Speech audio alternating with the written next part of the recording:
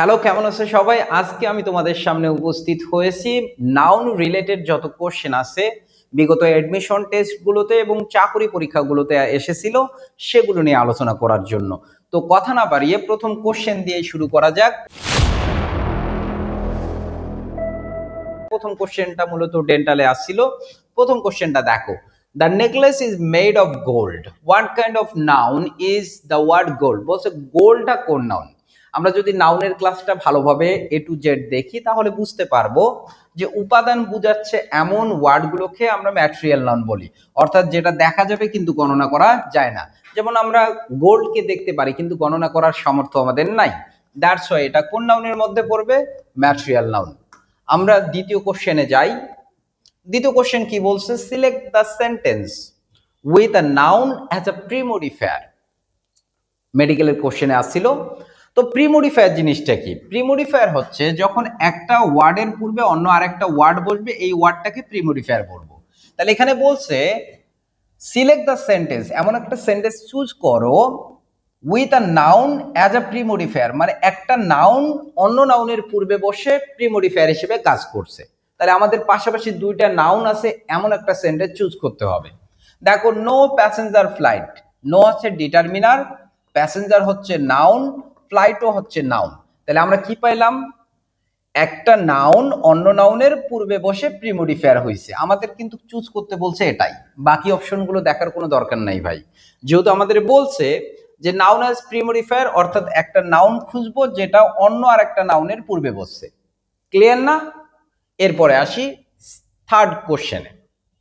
Which of the following is not a noun? বলছে নিচের কোনটা নাউন নয়? তোমরা নাউনের ক্লাস করলে অবশ্যই নাউন চেনার ওয়ে জানো, যে কোনো ওয়ার্ডের শেষে শন, শননেস, হুড, ডম, শিপমেন্ট এগুলো যদি থাকে সেটা নাউন হয়। আমরা সেখানে টি ওয়াই পাইছি, টি ওয়াই থাকলে নাউন হয়, হুড থাকলে নাউন হয়, নেস থাকলে নাউন হয়। আমরা কিন্তু কখনো পাই নাই যে এল ওয়াই থাকলে নাউন হবে। তার মানে এটা একটা সব, যেহেতু অ্যাডজেক্টিভ এর সঙ্গে এল ওয়াই আছে, দ্যাটস ওয়াই এটা হবে অ্যাডভার্ব। তার মানে এইটা নাউন না, এটা হবে আনসার। সবাই বুঝছি? মেডিকেলে 2021 সালে আসছিল। এবার আসি ঢাকা ভার্সিটির কিছু আমরা ঢাকা ভার্সিটির কিছু কোশ্চেন সলভ করে দেখি। বলছে আই মাস্ট অ্যাকনোলেজ, আমি অবশ্যই জানিয়েছি, I have dash notion of what it means to be pleasant to everyone. বলছে এই নোশন যে নাউনটা আছে, আমরা জানি বিষয়টা যে few, little, a few, a little, very, এরপরে মাস, মেনি, এইগুলো জিনিসগুলো কার পূর্বে ব্যবহার করব? আমরা নাউনের ক্লাসে করে আছি, যদি নাউনটা কাউন্টেবল নাউন হয় তখন আমরা ব্যবহার করতে পারবো ফিউ, আ ফিউ, মেনি। আবার যদি আনকাউন্টেবল নাউন হয় বিপরীতে আমরা ব্যবহার করতে পারবো লিটল, আ লিটল, এরপরে কি মাস, তাই কিনা? এখন দেখো নোশন এটা অবশ্যই সিঙ্গুলার নাউন, যে নাউনটা সিঙ্গুলার তার পূর্বে কখনো ফিউ, আ ফিউ, মেনি বসবে না। তার মানে আমরা প্রথম দেখায় বাদ দিতে পারি মেনিকে। তাহলে বাকি থাকলো কি? মাস এবং সাম। এবার দেখো সেন্টেন্সটা বুঝাইছে কি জিনিস। বলছে আই মাস্ট অ্যাকনোলেজ, আমি অবশ্যই জানিয়েছি, বা I have dash notion of what it means to be pleasant to everyone. বলছে আমার জ্ঞান নাই বললেই চলে যে কিভাবে এই বিষয়টা সকলের কাছে আনন্দদায়ক হবে। তাহলে নেগেটিভ অর্থ বোঝাচ্ছে, আমরা জানি নেগেটিভ অর্থ বোঝানোর জন্য আমরা সেন্টেন্সে ফিউ আর লিটল ব্যবহার করি। যেহেতু আনকাউন্টেবল নাউন, এই জন্য এর পূর্বে আমরা কি ব্যবহার করছি? লিটল। আশা করি সবাই বুঝতে পারছো। পরের কোশ্চেনে যাই। ঢাকা ভার্সিটির কোশ্চেন, আমরা বি ইউনিটের কোশ্চেন পাচ্ছি। We have not been given that update on the patient's condition. আমরা বলি না যে তার অবস্থা সম্পর্কে কোনো আপডেট আমি জানি না। এই কোনো অর্থে কি ব্যবহার করি আমরা? এনি ব্যবহার করি। তাহলে এখানে আনসার হবে কি? অ্যাকচুয়ালি এনি হবে। বলছে we have not been given any update on the patient's condition। বুঝাইতে পারছি বিষয়? তাহলে আনসার হবে কি এখানে? এনি। এরপরে আসি পরের sentence. I like traveling to visit different places of the world। বলছে in the sentence the verbal noun is. তোমাদের প্রথমে বুঝতে হবে ভার্বাল নাউন জিনিসটা কি। ভার্বাল নাউন হচ্ছে সেই নাউন যেটা মূলত ভার্বের সঙ্গে আইএনজি দ্বারা যুক্ত হয় এবং এটা সাবজেক্ট বা অবজেক্টের জায়গায় বসে। অ্যাকচুয়ালি এটাকে আমরা কি বলবো? Verbal noun. তাহলে কোন ওয়ার্ডটার মধ্যে ভার্ব প্লাস আইএনজি আছে? অবশ্যই শুধু ট্রাভেলিং এর মধ্যে আছে, দ্যাটস ওয়াই ট্রাভেলিংটা হবে ভার্বাল নাউন। আশা করি সবাই বুঝছো। পরের কোশ্চেনে চলে যাই। বলছে 1.5 million people drive rickshaw for a living. বলছে প্রায় 1.5 মিলিয়ন লোক জীবিকার জন্য রিক্সা চালায়। Dash 100,000 who won and repairing. বলছে 100,000 মানে কি 100,000 লোক এটা রিপেয়ার করে এবং এর মালিক। তাহলে দেখো 100,000 লোক, এ লোক কি? অবশ্যই কাউন্টেবল নাউন। তার মানে পিপলের পরিবর্তে আমরা ব্যবহার করতেছি যে 1.5 মিলিয়ন লোক রিক্সা চালায় এবং 100,000 লোক এগুলো রিপেয়ার করে খায় এবং এর মালিক ভাড়া দিয়ে খায়। তো দেখো পিপল যেহেতু কাউন্টেবল নাউন, তাহলে তার পূর্বে এ লিটেল বসবে না, আবার লিটেলও বসবে না, তাহলে ফিউ বসতে পারে, আফিউ বসতে পারে। তাহলে যেহেতু এখানে পজিটিভ একটা সেন্টেন্স, পজিটিভ সেন্সে কথা বলতেছে যে 1.5 মিলিয়ন লোক রিক্সা চালায় জীবিকা নির্বাহ করার জন্য, প্লাস 100,000 লোক এটার মালিক বা রিপেয়ার করে খায়। তার মানে কি? অবশ্যই পজিটিভ কথা বলার জন্য এ ফিউ বসে, কারণ ফিউ মানে হচ্ছে নেই বললেই চলে। তাহলে এটা হওয়ার কোনো চান্স নেই, এজন্য এ ফিউ হবে। তোমরা যদি কেউ কোনো কোশ্চেন আমি বলার পরেও না বোঝো, কমেন্ট সেকশনে অবশ্যই জানাই দিবা, আমি এর ব্যাখ্যা, উপযুক্ত ব্যাখ্যা দিয়ে দিব। পরের কোশ্চেনে আসি।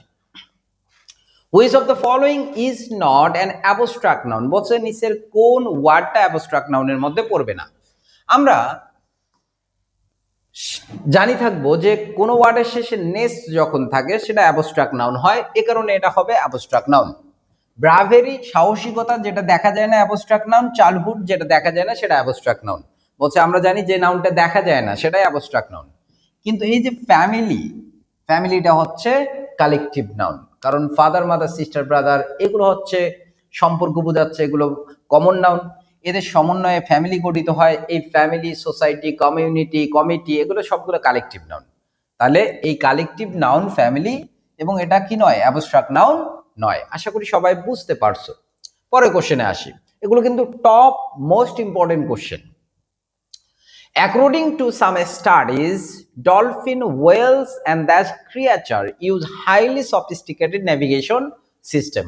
বলছে কিছু গবেষণা মতে ডলফিন, ওয়েলস, হ্যাঁ তিমি, অ্যান্ড দ্যাট ক্রিয়েচার। তাহলে ক্রিয়েচার ওয়ার্ডটা যেটা আছে, দেখো এখানে সিঙ্গুলার আছে না প্লুরাল আছে? যে নাউনের পূর্বে দেখবা গ্যাপ আছে, সেই নাউনটা সিঙ্গুলার যদি থাকে তাহলে আমরা লিটেল, আলিটেল, মাস এগুলো ব্যবহার করতে পারবো। বাট যে নাউনের পূর্বে তোমরা গ্যাপ দেখবা সেই নাউনটা যদি প্লুরাল হয় তাহলে মাস, লিটেল, আলিটেল এগুলো বসার কোনো চান্স নাই। তাহলে আমরা এনিও বসাইতে পারবো না। তাহলে অবশ্যই কি হবে বলো? মেনি। মনে রাখবে এনির পরে নাউন সিঙ্গুলার হয়। তাহলে ক্রিয়া চার্জ আছে, অপশন একটাই আছে, সেটা হচ্ছে মেনি। এরপরে আসি পরের রুলসে। I don't like this information please. I would like, সেন্টেন্সটা কি বলছে? I would like this information please. তাহলে আনসার কি হবে? ইনফরমেশন যেহেতু আনকাউন্টেবল নাউন, তার পূর্বে আর্টিকেল বসবে না, বলছে ফিও বসবে না, তাহলে আমরা কি বলতে পারি? I would like some information please. I would like some information. Information ক্ষেত্রে পিস হয় না, বুঝছো বিষয়? তাহলে কি হবে? Some information. Dhaka varsity A ইউনিটের কোশ্চেন। পরের কোশ্চেনটা দেখো। There is dash milk in the bottle. আমি বলছি যে নাউনটার পূর্বে গ্যাপ থাকবে সেটা দেখবা সিঙ্গুলার না প্লুরাল। তাহলে মিল্ক আছে, মিল্কস নাই।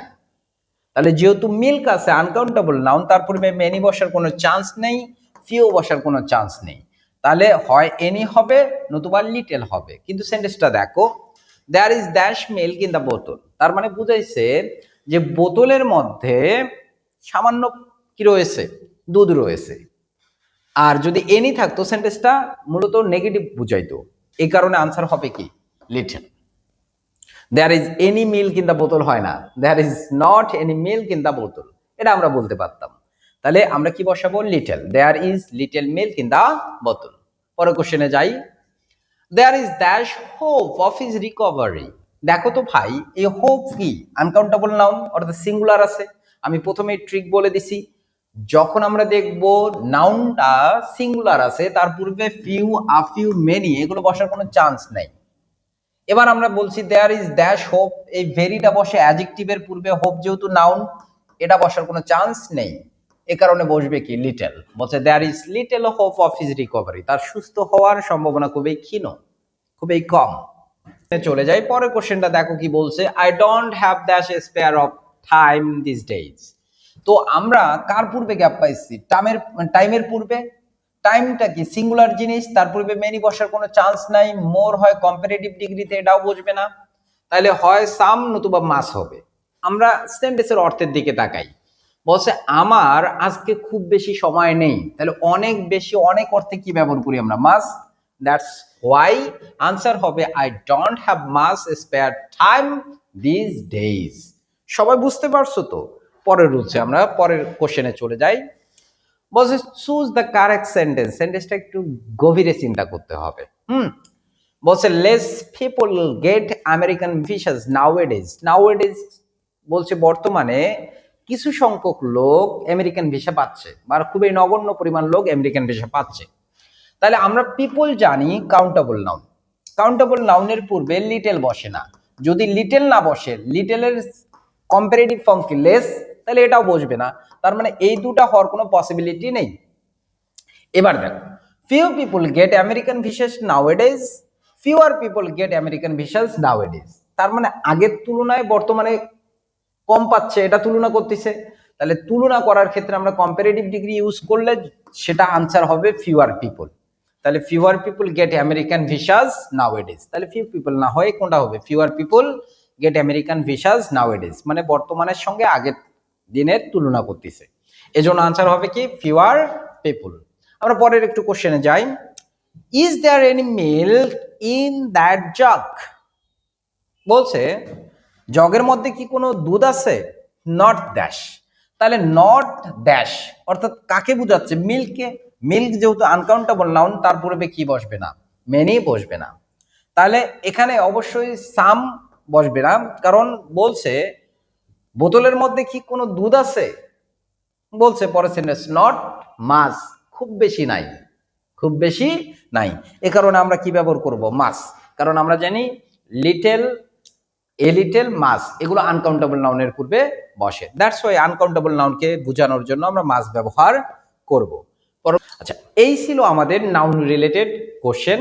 এগুলো খুবই ইম্পর্টেন্ট, আমরা পরের ক্লাসে দেখা করব প্রোনাউন নিয়ে এবং প্রোনাউন রিলেটেড কোশ্চেনগুলো নিয়ে। ততক্ষণ পর্যন্ত ভালো থাকো, সুস্থ থাকো। ক্লাস কেমন লাগলো তোমাদের কাছে অবশ্যই কমেন্ট সেকশনে কমেন্ট করে জানাবা। ধন্যবাদ সবাইকে, আসসালামু আলাইকুম।